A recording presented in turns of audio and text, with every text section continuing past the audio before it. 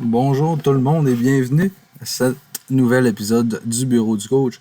Aujourd'hui, j'ai une invitée spéciale, ma première invitée, et c'est une très grande invitée pour moi. Je trouve Isabelle Etier, qui est propriétaire, gestionnaire, créatrice, fondatrice, je ne sais plus comment appeler ça, du Et podcast toute Femmes autre d'hockey. tâche connexe. Effectivement, la plus haute étage du podcast Femmes de hockey. C'est un honneur pour moi de l'avoir ici parce que je vais t'avouer, j'ai regardé 4-5 épisodes, puis j'ai capoté, surtout quand tu as parlé à Marie-Philippe Dano, la femme de Philippe Dano, Marie-Pierre, excuse-moi, Marie-Pierre Dano. Marie-Pierre. Ouais.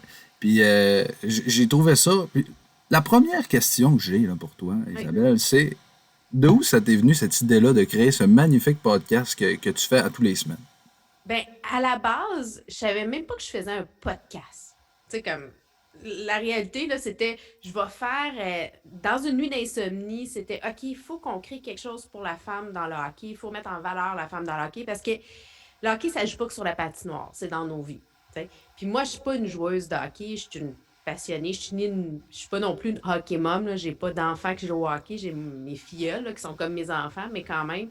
Et c'est-à-dire, OK, il faut parler hockey autrement, mais surtout le hockey avec un grand H, que j'appelle, c'est le côté humain. Donc, durant, c'est ça, la première pandémie, là, début mai, je me suis réveillée. Bon, en fait, j'ai pas dormi. Puis là, l'idée est arrivée, est arrivée. Le nom est apparu. Tu sais, OK, femme de hockey, je l'ai enregistré. J'ai appelé mon amie Florence Elise. Puis je dis, écoute, toi, tu fais des médias sociaux. Moi, tu sais, comme, je suis une stratège marketing événementielle, mais créer du contenu comme ça, c'est autre chose de le faire au quotidien. Ça te tente-tu d'embarquer avec moi, de me donner un coup de main? Parce que j'ai beau avoir plein d'idées, mais après ça, il faut filtrer ça. Puis, c'est ça, j'avais envie de faire une émission, puis de mettre en valeur les femmes dans le hockey. Fait que ça a commencé, la première épisode, tu sais, la première émission, j'avais 3 invités. Ça, c'était la première de juin. Là, j'ai réalisé que non, non, on n'y arrivera pas. Comme... Et là, bon, la deuxième semaine, j'en avais 2. Puis là, finalement, j'ai réalisé que c'était un podcast, le format podcast que je voulais faire. Et là, au début, j'appelais ça les rendez-vous femmes d'hockey. Puis là, pour ça, j'ai dit, hey, on va garder ça simple. C'est un podcast, un podcast. Podcast femmes d'hockey. Et on est rendu, ben là, j'en ai 30 d'enregistrés. Mais on est rendu à présenter, si je ne me trompe pas, le 27e qu'on annonce en fin de semaine. Ouais. OK. Puis cette passion-là du hockey, tu disais que tu étais une passionnée. Est-ce que tu écoutais ça avec ton père quand tu étais jeune? Ça vient d'où? Ça vient de la famille, effectivement. Tu l'as bien dit, papa était coach, a joué, mon frère a joué, ma mère est retournée aux études, puis j'étais comme en maternelle première année. Donc, mon frère jouait 2 lettres, fait que, où est-ce qu'elle était Isabelle? 7 jours sur 7 dans les arénas. Donc, j'ai appris mon hockey comme ça, à regarder tous les pratiques, à être à l'aréna, à parler à tout le monde, à me faire des amis.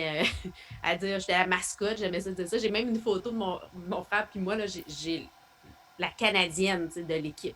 Là, ma fête, j'ai fêté avec les joueurs. T'sais. Fait que je faisais partie de l'équipe. Puis ben, en grandissant, c'est sur le Canadien et tout et tout. Puis là, ben, maintenant avec mes neveux. Puis je continue à regarder toutes sortes de hockey, que ce soit, bon, oui, du hockey mineur, mais midget 3, junior majeur, Ligue américaine, Ligue nationale et hockey féminin. Et comment dire, est-ce que tu penses, oui, justement, que le hockey féminin, un jour, va pouvoir, tu sais, là, on parle, les filles n'ont pas vraiment de ligue pour jouer. Avant, il y avait les Canadiennes. Là, il n'y a pas la Ligue nationale féminine de hockey. Puis moi, là, je leur souhaite énormément aux filles, aux Caroline Ouellet de ce monde, aux Marie-Philippe Poulain, d'avoir une ligue pour jouer, aux Mélodies Daou. Et est-ce que tu penses que ça peut arriver à un moment donné? Ah oui, c'est sûr. Je pense que Daniel Sauvageau l'a bien dit. C'est pas de savoir s'il va y avoir une équipe à Montréal. De un, il va en avoir une. Est-ce que la Ligue nationale, comme les filles le veulent, parce que tu sais, il y a comme une espèce euh, de débat, parce qu'il existe la NWHL, qui est la National Women Hockey League, qui a 7 équipes, si je ne me trompe pas. Et c'est celle-là qui ont annoncé qu'il va y avoir une équipe à Montréal. Maintenant, il y a comme l'espèce de dilemme parce qu'ils disent, écoutez, nous, on veut que les conditions soient gagnantes. Et on veut que les filles soient bien rémunérées. On veut que les centres d'entraînement soient à la hauteur. On veut s'assurer que la Ligue nationale, avec les hommes, embarque aussi pour avoir le sport monétaire, médiatique qui vient avec. Fait que c'est là que, tu sais, je sais pas si tu as entendu parler de la PWHPA, justement, ben, probablement parce que c'est ce qu'on voit, là, tu sais, Alex Lafrenière a porté le chandail, c'est le gros mouvement qu'on entend. Ça, ce n'est pas une ligue, c'est l'association des joueuses professionnelles. Fait que, tu sais, elle existe déjà, elle n'est pas à la hauteur, tu sais, selon, ben je sais pas, est-ce que je dis bien? C'est pas nécessairement à la hauteur, il y a des litiges dans la façon de fonctionner. Maintenant, j'espère qu'on aura effectivement tu sais, une concertation, puis que là, oui, finalement, on va pouvoir avoir aussi des droits de diffusion, puis voir à la télé, puis d'avancer. Parce que ça me fait. Ben, pas ça me fait rire, mais je trouve ça drôle de voir souvent qu'on dit les filles sont moins bonnes que les gars. C'est pas vrai, là.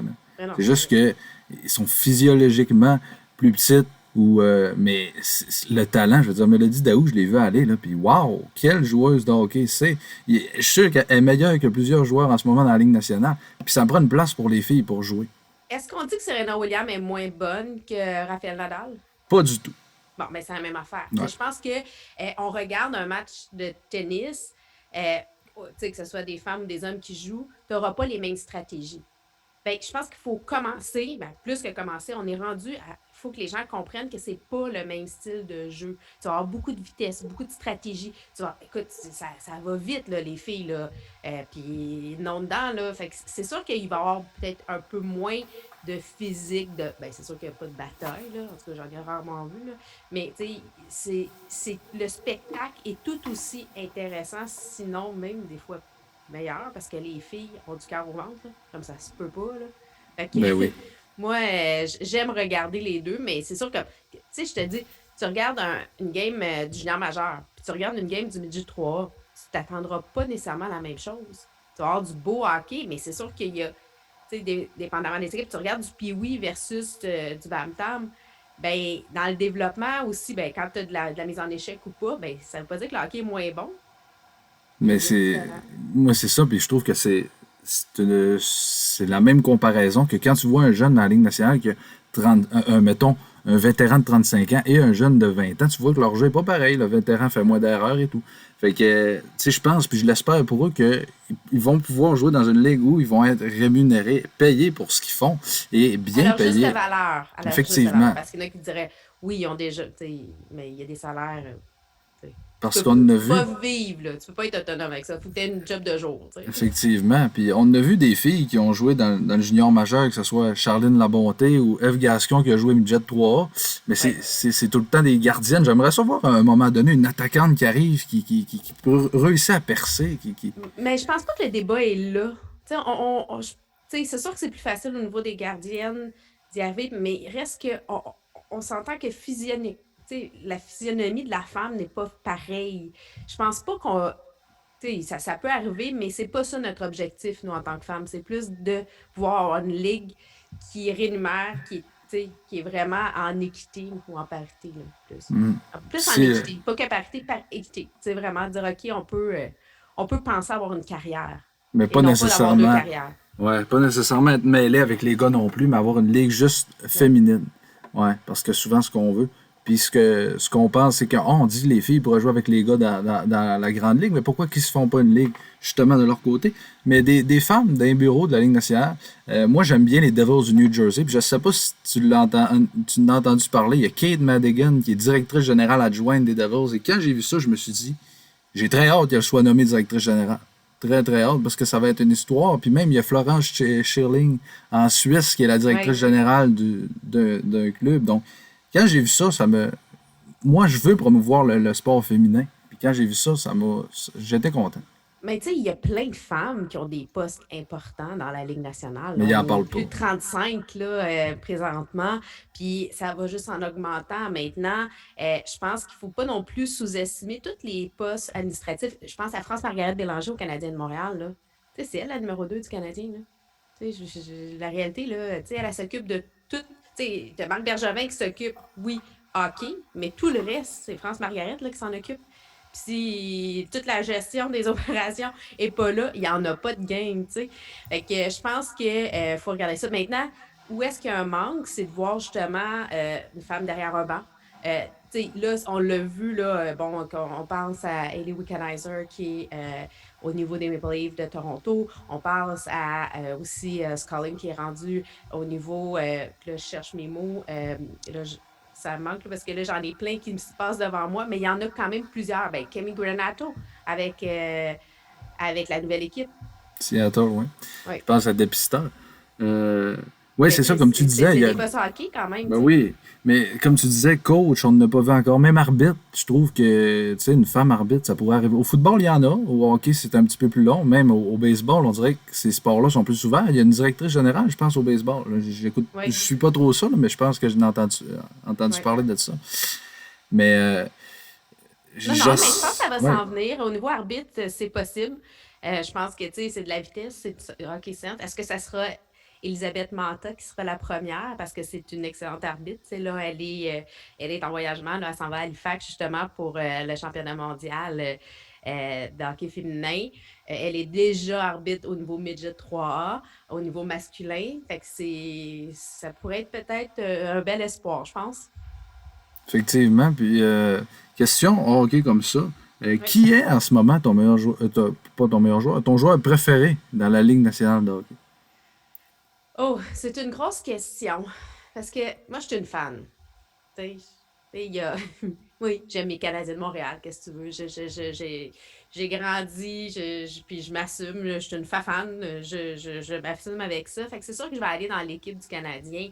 Mais tu sais, c'est sûr qu'on peut pas passer sous silence un Sidney Crosby qui est un joueur complet, qui est encore, à travers toutes les années, qui continue à être important, présent.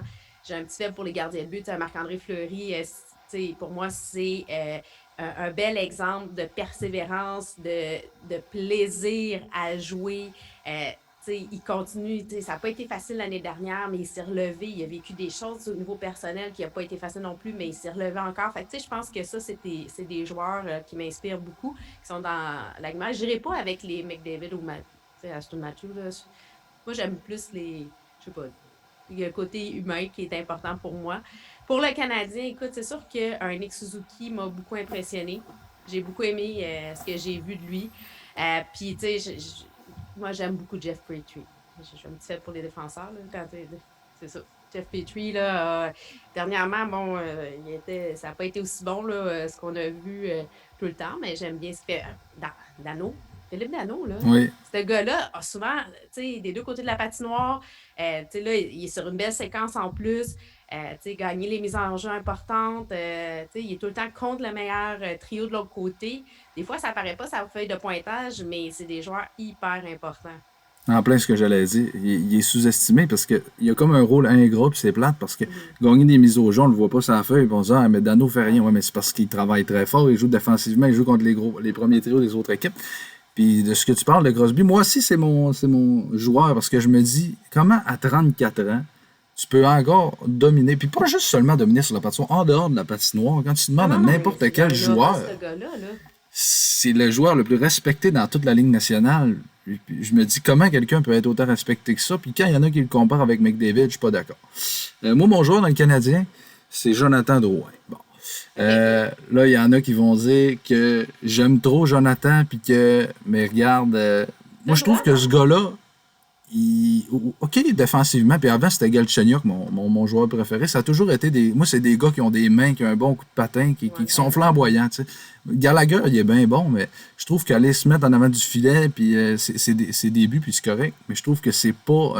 Quand tu es un fan de hockey, c'est pas le genre de joueur que tu aimes voir. Le genre de joueur que tu aimes voir, c'est comme Anthony Manta ou des gars comme ça. Je suis pas d'accord avec toi. C'est pas parce que quand tu es un fan de hockey, c'est parce que toi, tu es un fan de finesse. C'est pas pareil. Parce que pour moi, le hockey, c'est pas juste de la finesse. Pour moi, le hockey, c'est un travail d'équipe, c'est d'un travail.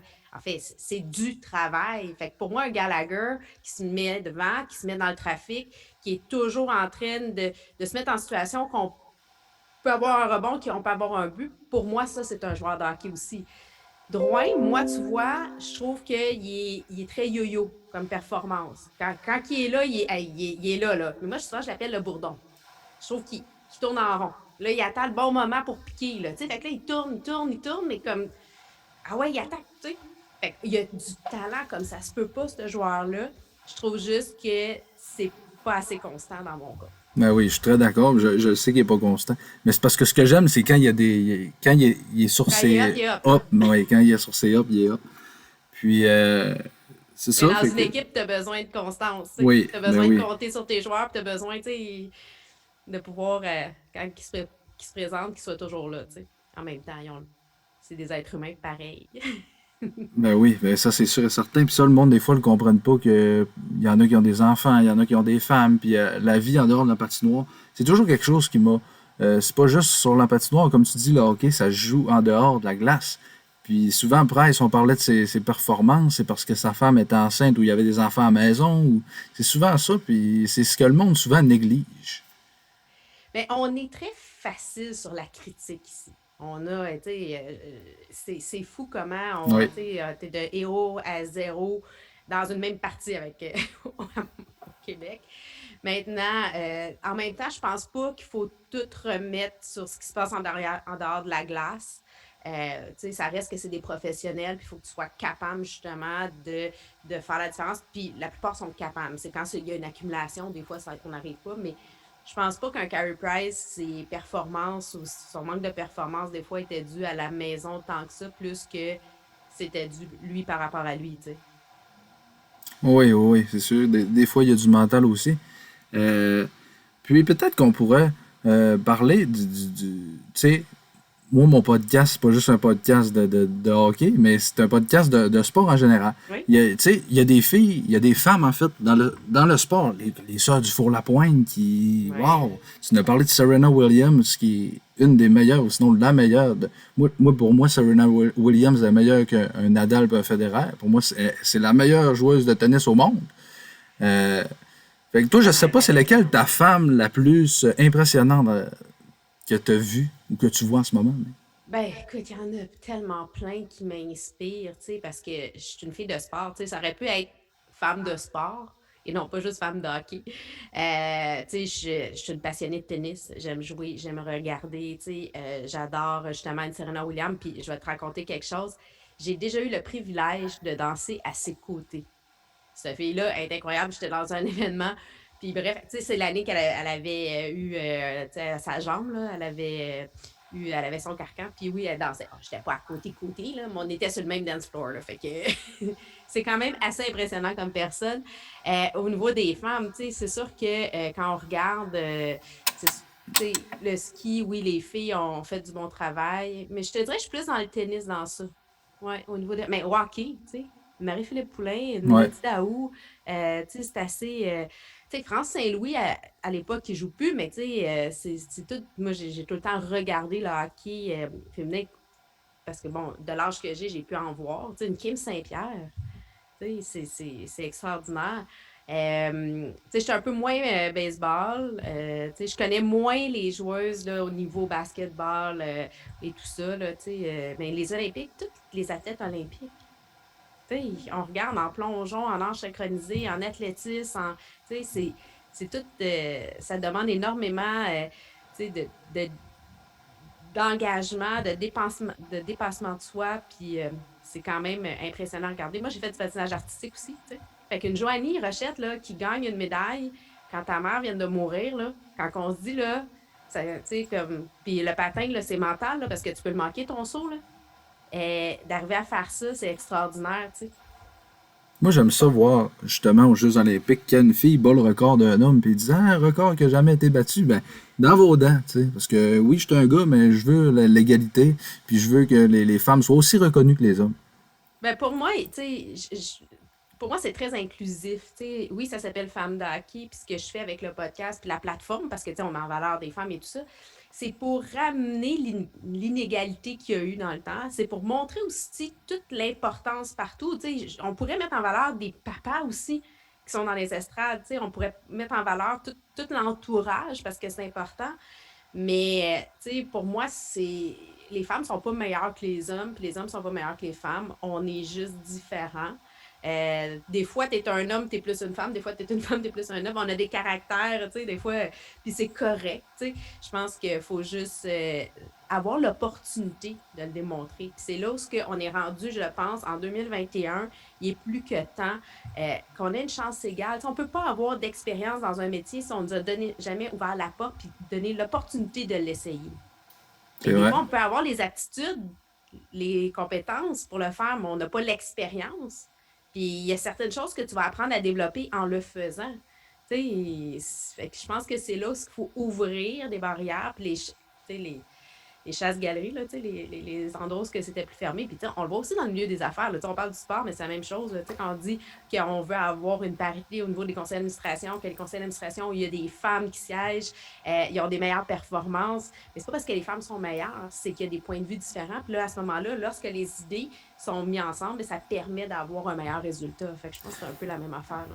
Ben, c'est pas nécessairement, mettons, que les femmes sont meilleures pis tout, mais moi, je trouve que, comme tu dis, c'est la parité, puis c'est important d'avoir une égalité de 50-50, puis ça fait du bien d'en parler en 2021, puis de voir qu'il y a une femme qui s'implique comme toi, qui parle de ça, puis qui parle justement avec les femmes de joueurs de hockey comme Marie-Pierre, je reviens à ça, Marie-Pierre Dano, que j'ai capoté vraiment sur cette entrevue-là, parce que on n'a pas l'occasion à la TV, que ce soit les réseaux de sport, de voir des entrevues avec des femmes de joueurs de hockey. Bien, ils sont plus réticentes, c'est sûr. C'est sûr que Marie-Pierre, elle a accepté parce qu'elle elle se sentait probablement dans un safe zone. Elle savait qu'on n'était pas pour aller. Je lui avais dit qu'on n'était pas pour aller dans le contrat, que mon objectif. Puis, tu sais, quand tu fais un podcast comme ça, tu n'es pas là pour la nouvelle. Tu es là. Pour moi, mon objectif, c'est de mettre en valeur tous mes invités. Ce n'est pas. Tu sais, puis sur le podcast, bon, tu parles beaucoup de Marie-Pierre, mais tu sais, on a eu des joueuses de hockey, on a eu des femmes, on a eu des sœurs, on a eu aussi des hommes, là, tu sais. Quand tu regardes un Stéphane Quintal, un Pascal Vincent, on a eu, tu sais, Vincent Le Cavalier qui est venu, tu sais, l'été dernier avec l'Origine Lafrenière. C'était super intéressant d'avoir les deux, tu sais, qui n'étaient pas ensemble à se parler, mais quand même qu'on avait un après l'autre, fait que c'était intéressant. Madame Béliveau, tu sais, Oui. j'ai rencontré Madame Béliveau qui a été une expérience extraordinaire. Tu sais, j'ai passé 2-3 heures avec elle, un moment précieux parce que ce qu'on voit devant la caméra, mais après ça, tout ce qu'elle m'a raconté, comment elle s'est ouverte sur son enfance, sa relation avec... C'était magique. C'est des moments que je vais garder à tout jamais là, dans mon cœur et dans ma mémoire parce que c'est une femme, c'est un icône. Là. Je Des pense qu'elle anecdotes. représente bien. Là. Ouais, ça doit être une boîte remplie d'anecdotes. Ah oui, non, c'est Ouais. une femme vraiment... c'est ça. C'est Extraordinaire. Ouais. extraordinaire, Ouais. vraiment. Ben, écoute, merci beaucoup, Isabelle. Puis moi, j'ai pas plus de questions. Puis continue ton bon travail. J'apprécie vraiment quand je t'écoute. Puis j'espère qu'on va pouvoir faire peut-être une future collaboration un jour. Puis bonne journée. Merci. Ben, merci. Merci d'avoir accepté mon invitation. Ça fait plaisir.